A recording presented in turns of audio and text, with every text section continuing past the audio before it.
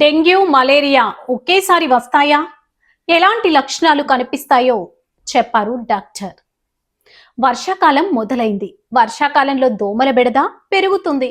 దోమకాటు వల్ల ఈ సీజన్లో డెంగ్యూ, మలేరియా, వైరల్ జ్వరం బట్టి ముప్పు పెరుగుతుంది. అయితే చాలా మందికి ఓ డౌట్ ఉంది. డెంగ్యూ, మలేరియా ఒకేసారి రావడం సాధ్యమేనా? దీనికి సమాధానం అవును అంటున్నారు డాక్టర్ కె శేషికిరణ్.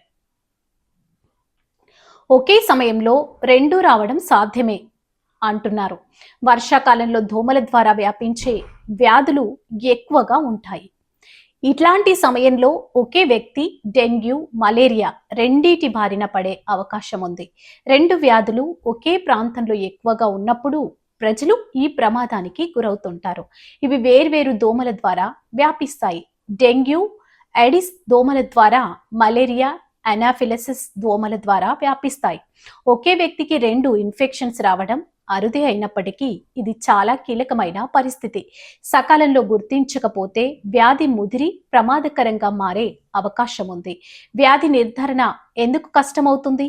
వ్యాధి నిర్ధారణ డెంగ్యూ, మలేరియా ప్రారంభ లక్షణాలు దాదాపు ఒకేలా ఉంటాయి. అందుకే కేవలం లక్షణాలను చూసి రెండింటి మధ్య తేడాను గుర్తించడం కష్టం.